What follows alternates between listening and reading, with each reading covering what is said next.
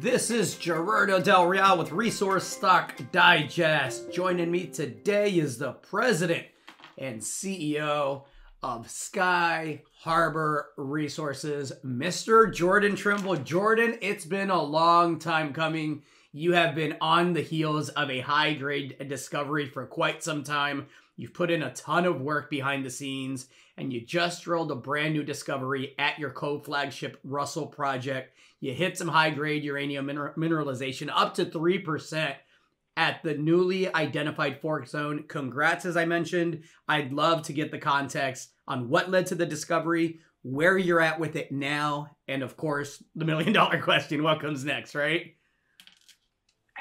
Yeah, well, absolutely. And good to catch up with you. It has been a little while, and very exciting development for us in the company and our shareholders at Russell.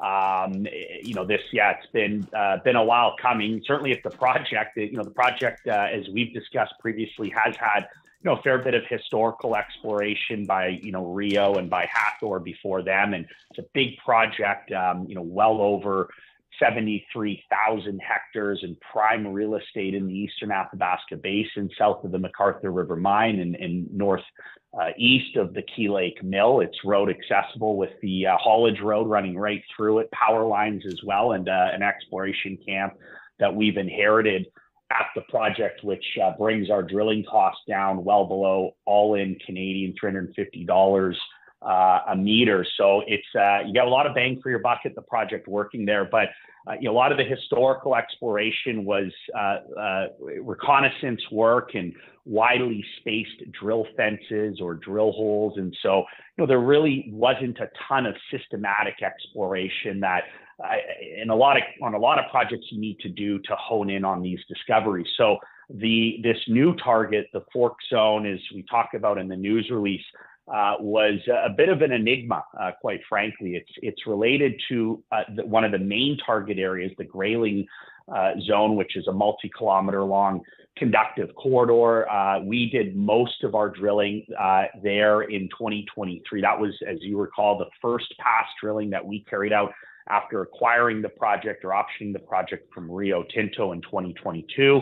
And so we did a lot of work at the Grayling target area last year. We had some decent results.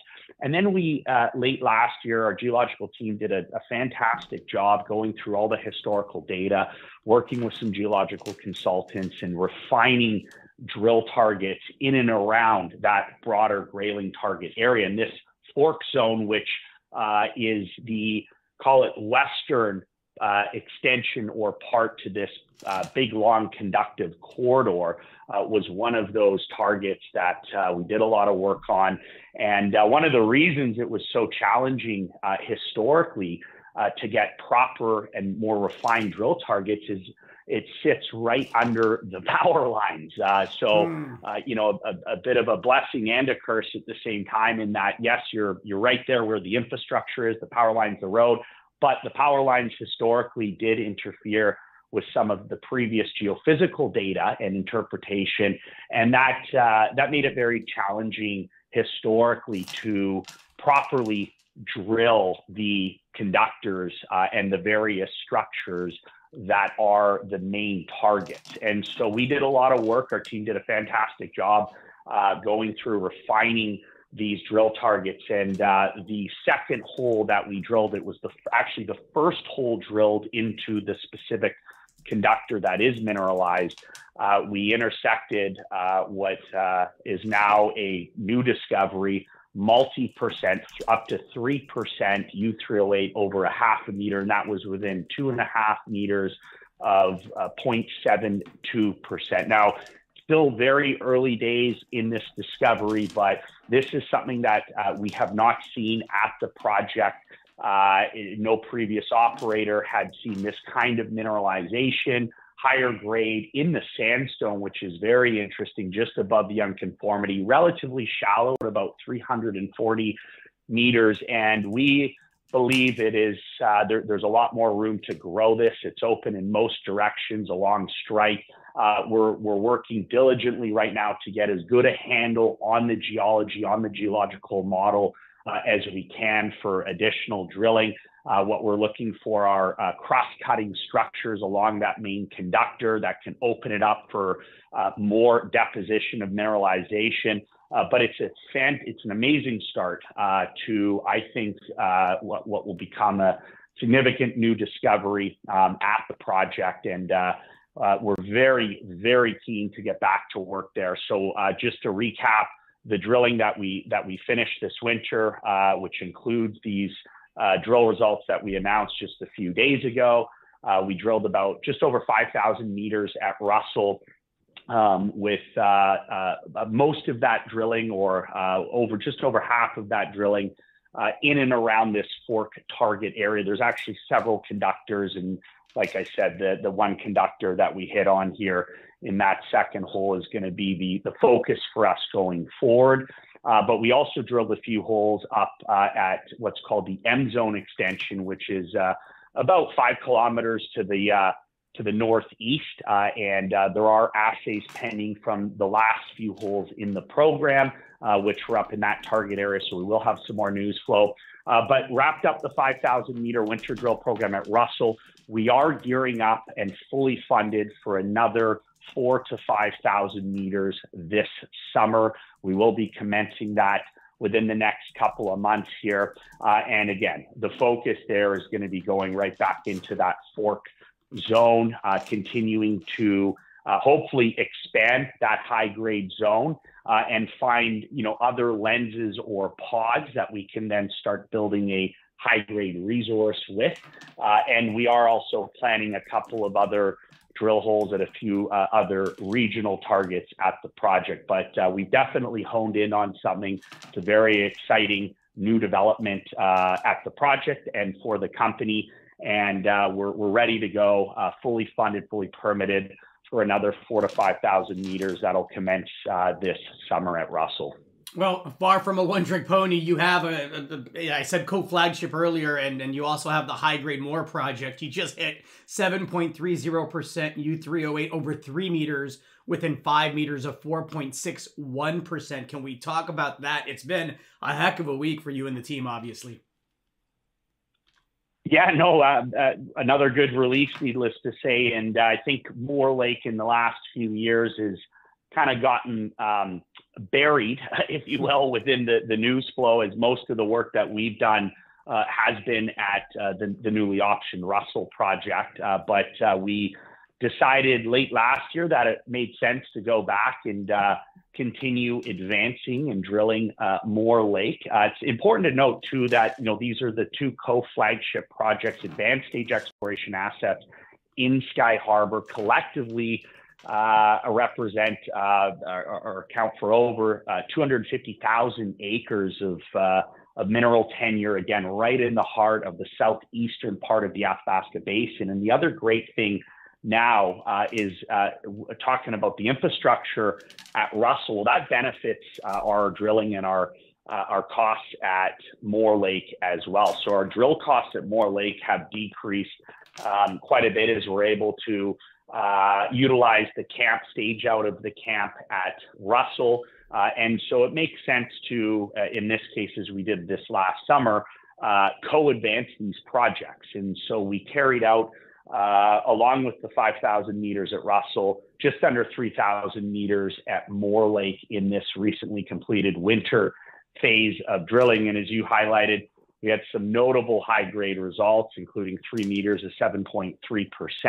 Within that, there was a half a meter of over 15% U3O8, and another hole had a nice long intercept of 11.5 meters of just over 1.1% U3O8. So very strong results. Those were all from the main Maverick zone. As you may recall, there is a fertile uraniferous conductive corridor called the Maverick corridor. It's just under 5 kilometers long, and there's several lenses or pods of mineralization, the main one being the main Maverick zone, and then just to the east of that, a new discovery that we made back in 2017 called the East Maverick Zone, which is host to some high-grade mineralization. In fact, the last major intercept that we announced at Moore Lake with some drilling we carried out there in 2021 and 2022 included a high-grade basement intercept at the East Maverick zone of 6.8% over 2 meters. So,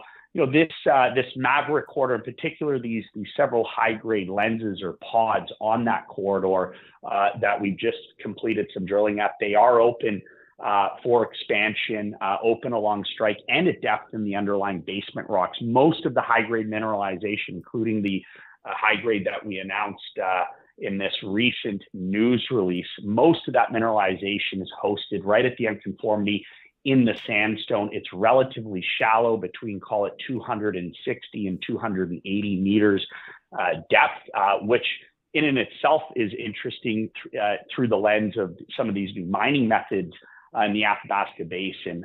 But most of that mineralization, again, shallow sandstone hosted right above the unconformity. So not a lot of historical drilling or previous drilling that we've carried out testing the underlying basement rocks. We think there's room for expansion in those underlying basement rocks. So some great numbers from Moore. I think it's nice to blow the dust off of that project and remind people that we do have this advanced stage exploration asset host a very high grade uranium mineralization that's shallow. And we are planning another 2,500 meter program approximately to upwards of 3,000 meters at Moore Lake this summer. Again, we're going to co-advance these projects through this summer into the fall. And we are planning to go back in there and continue expanding that high-grade zone of mineralization, as well as test some regional targets. It too, much like Russell, does have a lot of great blue sky potential regionally, a dozen other target areas that have had limited drilling but do have mineralization. So there is the potential to make new discoveries elsewhere at the project. So a very busy week all in all with the couple of news releases that were out. We do have more news pending. And as mentioned, we have collectively another 7,000 to 8,000 meters of drilling across both of those projects, fully funded and planned for this summer. And that'll take us right through into the fall and lots of news flow to come from that. A lot to like, a lot to watch for. The uranium space seems to have finally found its footing, and I think it's upward and onwards here for the second half of the year. Any thoughts on the overall market there before I let you go, Jordan? Yeah, no, look, it's typically, as we have seen the last, call it 3 or 4 years in particular, you enter into these summer doldrums, if you will. We've certainly seen that with the uranium market, where there's a bit of softness with the equities. The volume's obviously a bit lower. We obviously saw from earlier this year where the uranium price, the spot price, ticked above $100 a pound. Briefly, it's pulled back into the mid 80s, but it's found some very strong support here in the mid 80s. It's tested this low 80 to mid 80 dollar support level a few times. And I think it can't be emphasized enough how important that is to see this new base being built here, where the utilities are starting to have to digest this new pricing, this new norm, if you will, in the market. So that's going to be key. But just a couple of kind of more recent talking points and developments. Just recently, we saw an announcement from Kazakhstan that they're raising the mining tax. It's a sliding scale. It increases with production volume and with the uranium price. So the current 6% tax on uranium mining in the country could move up to as high as 18 to 20%. And the significance of that, it probably won't have a huge impact on Kazatomprom, as it's primarily owned by the sovereign wealth fund in Kazakhstan, but it will have an impact on some of their JV partners like Orano and Cameco, right? And it also could deter a significant and quick ramp up of production in the country. So that was, I think, one of the catalysts, one of the reasons that you saw the market pick up a little bit this week. You've also seen some great progress made in Congress with the one of the bills being passed that included the ADVANCE Act, which will help bolster the nuclear industry in the United States, really help get rid of some of the red tape with kind of new nuclear reactors, in particular advanced nuclear reactors and tax SMRs in particular coming online. So this could really help spark the rollout of a new generation of nuclear reactors in the United States. And that was a big item, news item here. And then we have the Russian uranium ban. Although that has been announced, the 90 days comes up here in mid-August. So this will be interesting as the utilities that are applying for waivers have to apply for those waivers by mid-August. The Russian suppliers have basically said, look, if you don't have the waiver by then, there's a force majeure clause, and we're gonna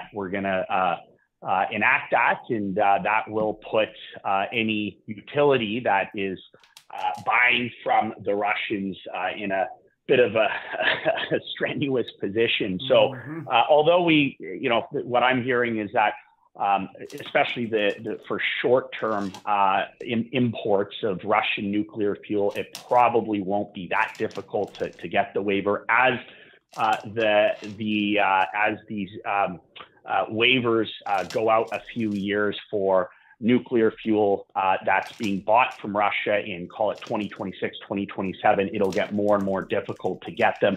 And then by 2028, it's all done. And these U.S. utilities will have to source nuclear fuel and material outside of Russia from other countries and other producing regions. So I think the waiver process, which really has caused a bit of a stagnation in the market. We have not seen much utility contracting so far this year. I think that will change. That'll be a major catalyst for the second half of the year. As I think we will see this, the contracting volumes really ramp up. One of the reasons that we've seen that stagnation is because particular U.S. utilities have been waiting to see what this waiver process would look like. So going forward for the remainder of the year, there's a lot to look forward to, right? I mean, we've talked at length about the underlying supply-demand fundamentals. Those are still as strong as they've ever been, with a major structural primary mine supply deficit to the tune of 40 to 50 million pounds a year. What's exciting right now, and we have talked about this at length previously, is just the demand side really starting to ramp up. We know that the supply side's strained right now, but the demand side is really becoming an exciting part to the uranium story, where we're seeing not just new nuclear reactors coming online, obviously in places like China, India, other parts of the developing world, but we're seeing restarts in the West. And now we're actually, there's talks of recommissioning previously decommissioned reactors. A part of this has to do with the need for more electricity, for more energy, in particular from data centers, right? The AI revolution that we're seeing right now is requiring a lot of electricity, new energy and electricity demand. I think the number currently, there's about just over 7,000 data centers operating or under construction globally that would consume over 500 terawatt hours of electricity annually. So that's more consumption than all of Italy. Now that number is expected to triple in the next 10 years to over 1,500 terawatt hours. Well, that's more electricity demand than all of India currently, right? And so this is going to require a lot of new electricity generation. And as we're seeing, big tech is looking towards nuclear as one of the main sources of that baseload emissions-free. It's really the only source of baseload emissions-free electricity generation, co-locating, let's say, an SMR with a big data center. So the demand side is really starting to come into its own. And on the supply side, again, we're just simply not producing enough. And then when you look at what's happening globally, geopolitically. Western utilities in particular are going to have to start being more reliant on Western producers. We've seen the troubles in Niger. It's safe to say that a lot of the production in Niger will not be coming out west ultimately. I don't think we'll see the Kazakhs, the Mongolians, the Uzbeks, a lot of that production over the course of the next 10 to 20 years, I think is going to be earmarked for China, for Russia, for Eastern consumption, if you will. So a lot of the Western utilities are going to, and they're starting to do this, but they're going to have to start relying more heavily on Western production. And that's why you need to see more capital come into the sector. You need to see development projects get funded. You need to see that new production come online to meet that growing demand. I couldn't agree more. I think we're going to see it across many sectors, not just the uranium sector. I think, you know, a premium for safe and friendly supply is going to be starting to really get noticed globally here soon. I think it's going to happen in the lithium space as well. So interesting times, a lot of money to be made. Congrats on the discovery, and I'm looking forward to having you back on here. Busy second half of the year planned. Absolutely. Yeah, looking forward to catching up, and keep an eye out for additional news releases. And it's going to be a very exciting 6 months ahead going into the new year. Good stuff. Thanks again, Jordan. Thanks, Gerardo. All right. Chat soon. Cheers. Hey, everybody. Gerardo Del Real here. If you're enjoying the content that you just saw, you can let us know in 3 simple steps. Hit the like button, hit the subscribe button, and please share across your network and on social media. Take care, everybody.